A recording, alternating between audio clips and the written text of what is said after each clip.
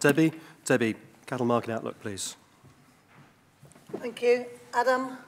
I'm on a roving microphone today because we're videoing and everything, and I'm very short, and you can only see my head over the top of there. So the title of my presentation this morning is Another Year on the Roller Coaster. Well, I'm from the Northwest, and I'm really familiar with roller coasters, spending most of my childhood holidays at Blackpool, as we did. And I've stood on this stage since about 2010 or 11, and we've had consecutive years of roller coasters in the beef sector for different reasons, whether it be the real highs of 2011, which were driven by real supply constraints. We, of course, had Horsegate in 2013, which pushed prices to farmgate prices to unprecedented levels. We had the real low of 2014, which culminated in the beef crisis. And we had 2015 last year, which gave us a similar story to the year previous. So today I'm going to focus on state of the UK market at the moment, forecast for supplies. I'm going to look at any wild cards, so anything that might affect that. I'm sure most in the audience know that for the beef sector, those wild cards are not that wild, apart from for one location, and that would be Ireland. And a little touch on some global developments that we probably should be aware of. But again, with the home market being strong for domestic product, we're currently exporting about 15% of the beef we produce. So consequently, the reverse of that is we eat most of our primary beef production, certainly our prime beef in the UK.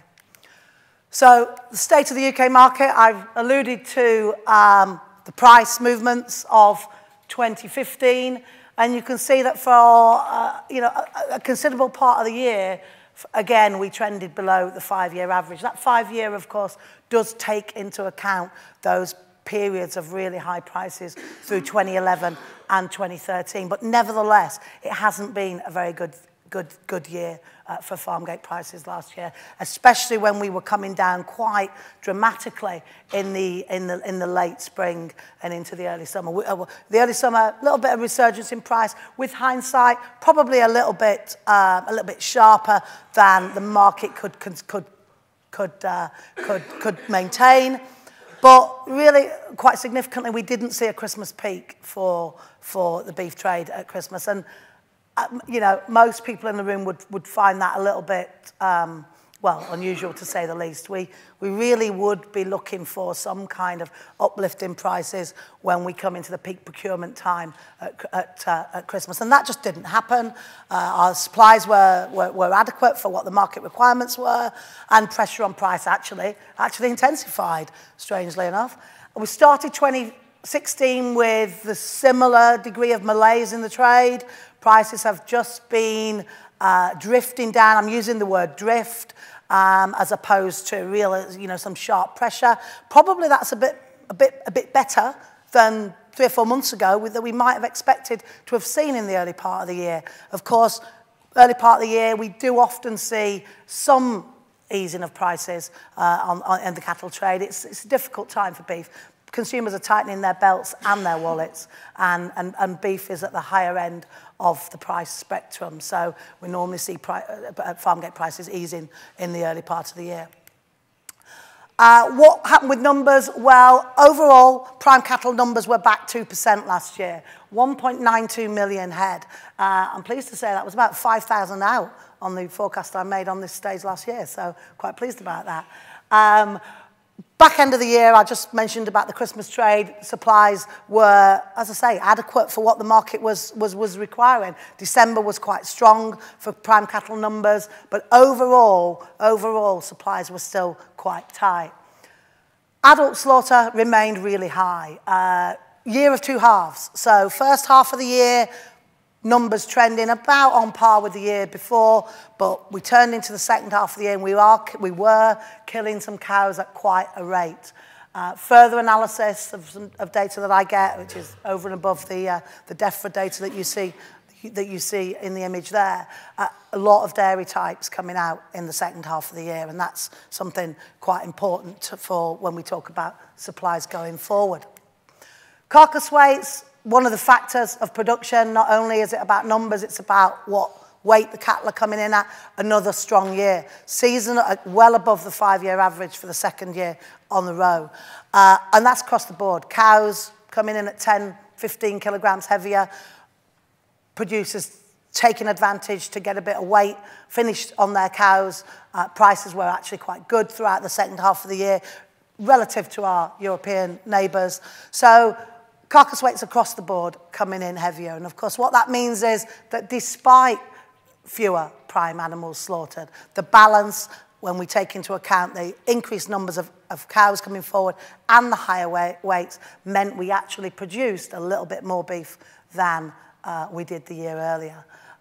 Earlier forecasts, this time last year, I think I said beef production would be lower, but those cows and those push on weights again has tipped us over, and we produced less than 1%, about 6,000 tonnes or something like that. So it's not a lot, but nevertheless, it has been enough to create some of the balance in the trade, which has been, quite frankly, not in producers' favour. One of the dynamics of the UK beef market, of course, imports from Ireland. We've talked about our relationship with our European friends a lot. We've heard a lot this morning. And imports from Ireland, they did slow down in after the summer, in the second half of the year. This is the month-on-month change on year in tonnes. So for the first half of the year, the tonnage coming in from Ireland still trending just above where it was the year earlier. And then we got to about July, and volume started slowing down, and when we got to September, we were actually bringing in less beef from Ireland for the remainder of the year. And, Ireland is a key part of our forecasts for 2016 and 2017, i.e. developments of what's going on in Ireland from a production level. But overall, imports were still up quite, not a small amount, up 6% in the year. Despite the slowdown in the second half of the year, or the last quarter of the year, that really strong performance in the first half of the year, we were always going to have to go some to actually kind of counteract that.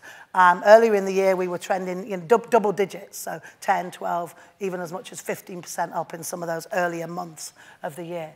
So we did still bring more in from the Netherlands as well, and from some other regions. And I will talk about Poland, the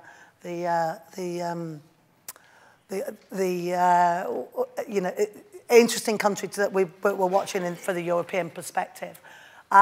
Poland is actually our third supplier now after Ireland and the Netherlands. Still very small in volume terms, but accounts for 5% of our import requirement. 2 years ago, that was 2%. So they have grown. And actually, of their growth markets into the European Union, the growth to the UK is the strongest. So just something that we could do with keeping an eye on. Our exports have proven to be a challenge. We've talked about the exchange rate. We've heard about the exchange rate this morning, and no doubt presenting us with a challenge across lots of our sectors. More so, Mark will talk to you about the problems that has for the sheep side more than it does for the cattle side. As I said earlier, we export about 15% of our production, and the majority of that, although not all of it, we do have a niche prime end market. The majority of that is cow beef, trading as a commodity product, largely on the continent. Over 90% of our trade is going to the continent, largely into the Netherlands. And you can see the drop-off in trade is really fueled by our trade to the Netherlands. And that's in carcass form. That's carcasses that has really dropped off last year. And that's because when a product is a commodity, lowest price prevails. And our cow prices were actually pretty robust throughout the last half of the year. So from a competitive position, and I'll talk about that, and that's where Poland comes in. From a competitive position, we've had some competition in Central Europe. There's still some positive. I don't want to paint a negative picture about our export performance, because there is still a very positive flavour to some of our trade. Over 70% of our fresh chilled boneless, of our fresh chilled trade, which accounts for 80% of our overall trade, is now in the form of boneless cuts. 5 years ago, it was less than half. So that's a significant development, and 10 years ago, it was probably, or when we first came back into the export business in 2006, it would have been, you know, a fraction. So certainly in 10 years or so, we've really moved that segment of our export business on. And why is that important? Because that's where the value is. Because fresh, chilled, boneless cuts last year were trading at nearly £4,500 a tonne. And those carcasses into the Netherlands are trading under 2,000 sterling a tonne. So that's where the value is. So there's still some good news to come out of our export business, despite the overall position looking a bit, you know, being challenged largely by the exchange rate. Fifth quarter, also doing very well in volume and value terms. Again, delivering value. And a big proportion of that going outside the European Union, which is very good news. And that's where the growth market is. You can see the official stats from HMRC show Hong Kong actually as trending lower on the year. We do have some challenges with data from government, surprise, surprise. And there are some other routes into Hong Kong, the grey trade, which we are cautious about how we talk about that. And when you add what's going elsewhere into the region, Hong Kong actually is probably delivering a better result than the official data is showing. But some, you know, some wins, South Africa, for example, you know, Ivory Coast, we had a trade mission out there a couple of years ago, paying some dividends, getting some product out there. So delivering value to a product that domestic consumers just do not want to eat, and they haven't wanted to eat since the 50s. So it wasn't that long ago that we were throwing this away, and it was a negative cost to the industry, and now it's a positive return. What about the consumer market? Somebody touched on it earlier about the changes in the consumer market. These are just the stats on fresh beef volume and penetration. Really from the spring onwards, it was a bit of a challenging year, especially in the second half of the year. And you can kind of marry that up with what happened to farm gate prices. And when you put the equation with what we were producing, what the market wanted, kind of no doubt really, kind of explains why we saw that pressure on price. So definitely a struggle in the consumer market last year. Some of these changes that we've seen in consumer behaviours, quite frankly, they're probably here to stay. Probably entrenched now in you know, consumers' repertoire, how they cook, how they, you know, what products they're choosing. Stewing, a struggle. We've got we've done some research on why people aren't engaged with stewing the way we would want them to. On a positive note, roasting did well over the Christmas period. The 4-week period over Christmas, roasting actually did really well. In volume terms, up about 4.5%, largely driven by promotion. I'm sure we all, for that specific Christmas shopping basket, which the retailers will go all out really to get the whole basket. It's not just about the beef, it's about the whole Christmas shop. So supplies on the market increased last year. Just a graphic there showing the balance, but I think I just alluded to that as to how, when we now know what happened to prices, how that all came together and why we saw some pressure on price. So what about this year, and what about the forecast for supplies? What will we have available for the UK market?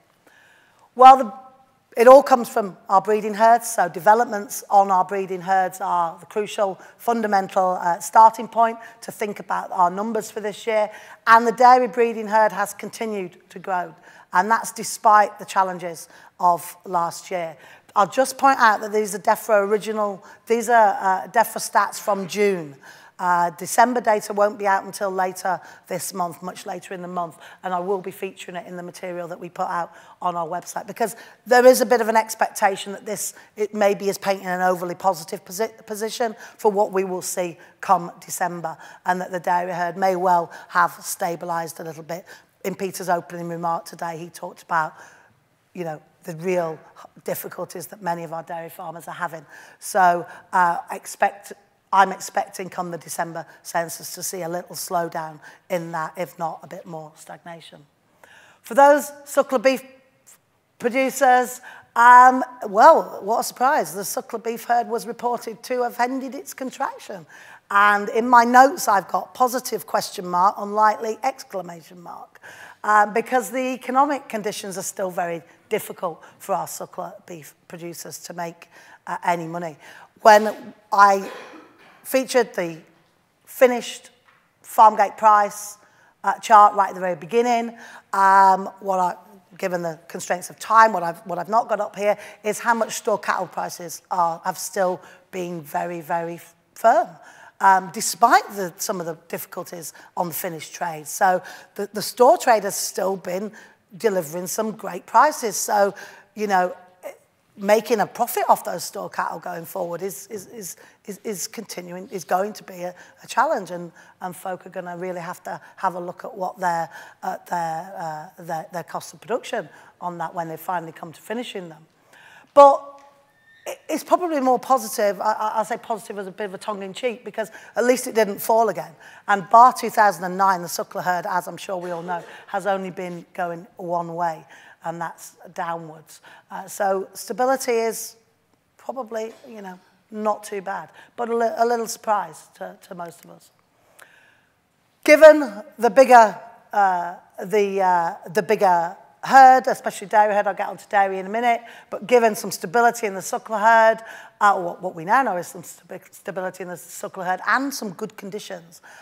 If we think back to 2013, actually, spring 2013 was weather-wise was pretty poor. So when we got to 2014, spring calving delivered some good results. Calf numbers have been trending up. Registrations have been trending up through 2014. This is for calves out of beef, females, and you can see all throughout 2014, well, the majority of 2014, quite strong growth in numbers.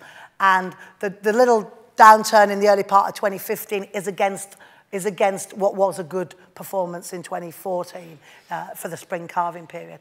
But again, the back end of the year, and this is the full year to November, we're now up about 30,000 head in 2015 and about 50,000 head in 2014. So there's a few, you know, we've been registering more beef breed cattle, and definitely more dairy on the back of the dairy herd.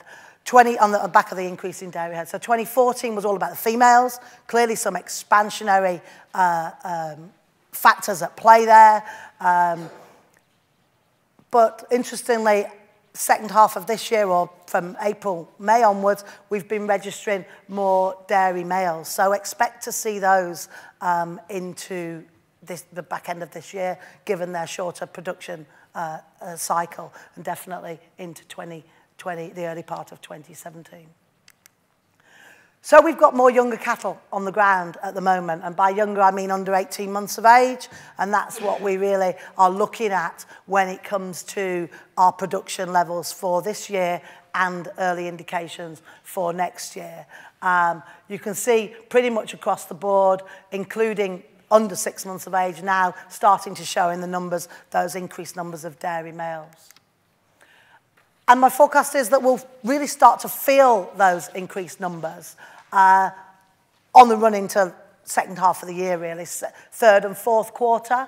I'll just point out, although my forecast is that prime cattle under slaughterings will be up 2%, it's still only up to 1.96 million head. And many of us in the room will remember when we were slaughtering 2.3, 2.4, 2.5 even, not that long ago. 15 years ago, or 10 years ago in the case of 2.2, 2.3. So from a big picture, although I'm forecasting an increase in numbers for this year, in the realm, in the big picture, we are still in what we might term a fairly tight supply situation in the big picture. We've not got significant expansion in our suckler herd that's giving us, that we're going over 2.2 million head anytime soon.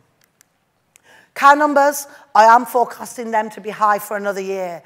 Early indications for January are that the cows are being killed at quite a rate. And given a higher dairy breeding herd, and even if the culling rate remains the same, we're going to have more cows coming into the mix.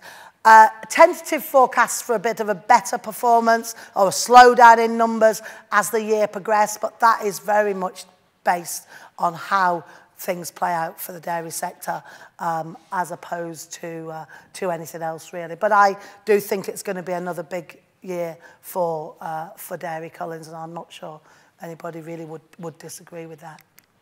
For the UK, this means production will be up. Even if carcass weights stay at where they were last year.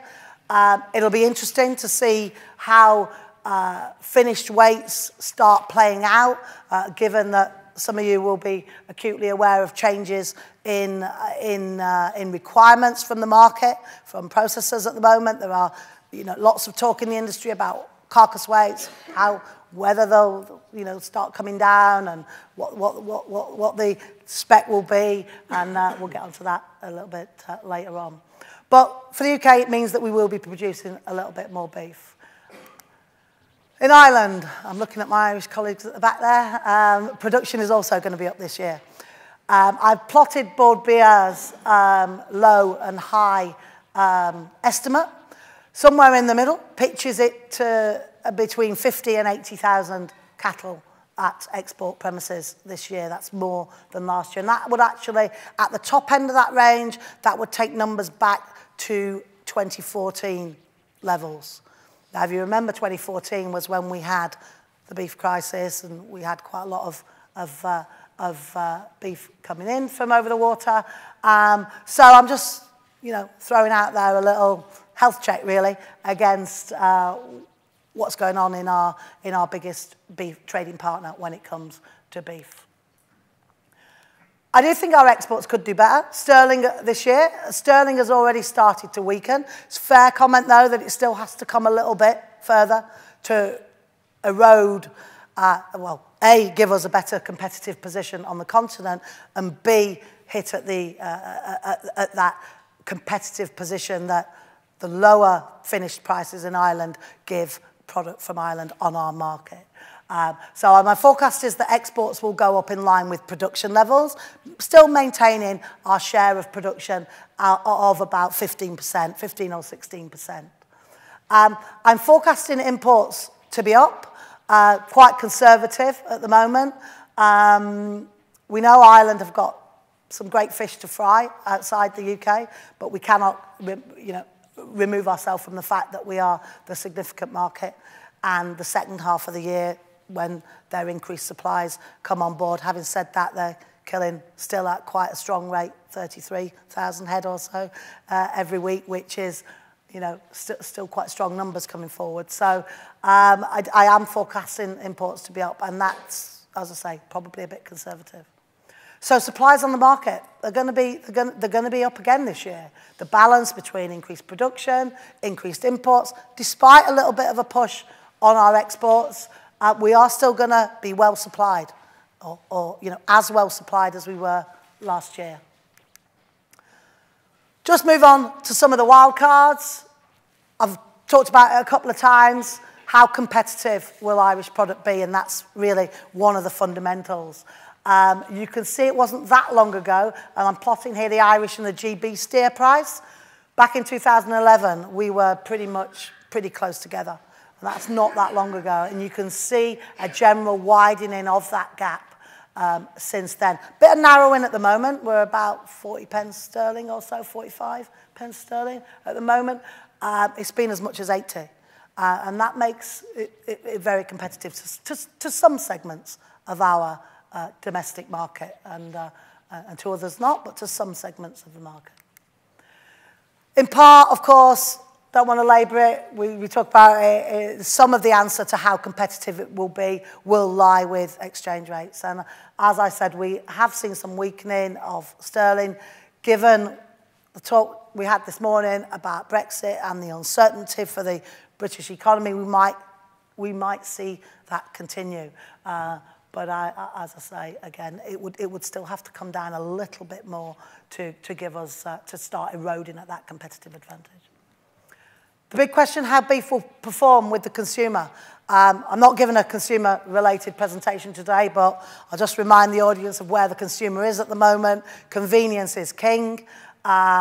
2015, that's what it was about. Nobody thinks that that clock is turning back. We're not going back to spending an hour cooking our primary meal. We all know, I'm not going to, that provides some challenges for primary red meat. How do we fit into that 30-minute window of opportunity to get our product in the household on, more than a Sunday afternoon, for example?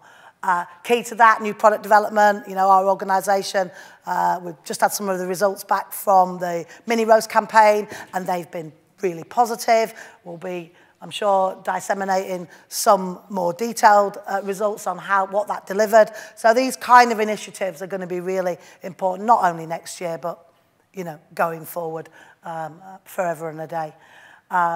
And not only is convenience king, but price is the main driver of product choice. Over 90% of consumers in the IGD Shopper Vista survey record price as being in their top 5 consideration. So we have to weigh price, convenience. It's a difficult balance for primary red meat, more so for some cuts than others. I'll talk about Poland and the continued competition from Poland. You can see where Poland's main markets are. Their exports in 2015 have surged on the back of young bull beef coming out of the dairy herd. It's very competitive, 100 pence a kilogram cheaper than us, basically, so it's a real rival for our cow beef. They've retained more calves in Poland. They're finishing them in Poland. They've not been sending them out to some of their markets in Europe for finishing in Europe. And their main markets are Italy, Germany, the Netherlands. Manufacturing, same as where we are. And you can see we feature down the bottom there, showing some growth to the UK, actually, up about 75% to the UK. All going into manufacturing product, and that's where the commodity nature kicks in. We're still going to have this competition this year. They are going to produce more dairy, young bull beef this year. It's going to slow down. It's not quite going to be as rampant as it was last year, but we're still going to be there. What about some global trends? Well, the impact of the oil crisis in some parts of the world. I've said it once already. For the beef sector, we feel the impact of some of these global trends much less than some of the other commodities do. But the low oil prices have hung around for a bit longer than a lot of people would have thought. For some countries, it's good news. Greater purchasing power for consumers. So for some countries who are not dependent on revenue from oil, it's good news for consumers. But for others, who are dependent, and by that I mean Russia in particular, when it comes to beef, it's not so good news. And it looks like that low oil prices are here to stay. Saudi have got reserves and can ride the storm, and Iran are now back in the game. Interestingly, we'll be doing some analysis on Iran because 20 years ago, Iran were a major beef importer, major global beef importer, and it will be interesting to see how the dynamics of that region play out now that they are back on the global stage. Talk about China for beef. The momentum definitely picked up last year. 2012, 2013, 2013, 14, a lot of the talk at the time was about sheep meat imports into China, and actually beef rocketed. Beef imports rocketed. For some periods of that time, they were, their growth in beef imports was outstripping that for sheep meat, but it kind of largely went under the radar. 2014 was a bit of a plateau. Volumes didn't really change, but 2015, up 60%. Another resurgence of China on the beef job. Largely fueled product from Australia, their biggest supplier, and that's interesting in one of my next slides. Largely fueled by Australia, but also Uruguay. Uruguay have had the upper hand on Brazil. Brazil are now back in China from August onwards, and actually Brazil was China's biggest supplier in December, so it only took them 3 months to get off the ground. Once they got off the ground following 2012 BSE case, they're back in July, first shipments in August, biggest supplier in December. But the Chinese consumer ever more discerning, ever more going to be moving, ever more urbanisation. Beef, still has, and we've heard this morning, still has a very, very positive opportunity in China. Some global trends, and as I say, not so wild for the UK beef sector, and I'll talk about Australia.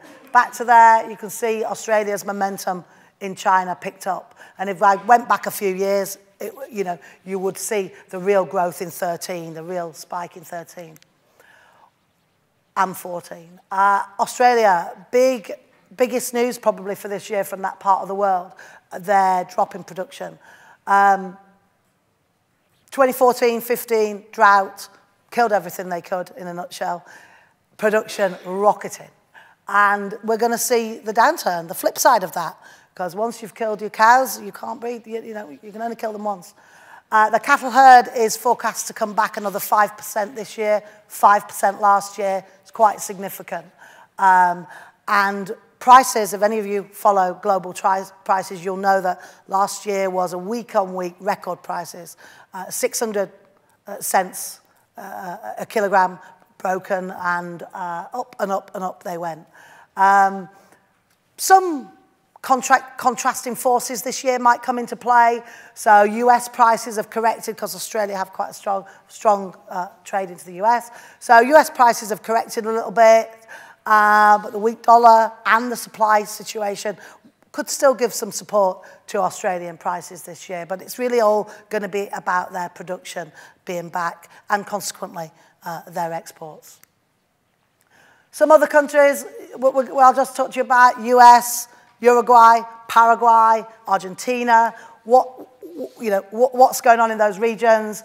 US cows herd up, second year showing some growth. So it's the most significant upturn in the US cattle herd in 20 years or so. Brazil going after US access. So potential for them to grow their business there. What will the new government in Argentina deliver? Will that bring Argentina back into the world arena? It won't be this year because their cow herd has decimated over the last 10 years. So if there's going to be some recovery, it will be some time down the way. But there's definitely liberalisation on the cards for their export business. And we all know they were a massive player 20 years or so ago, 15 years ago.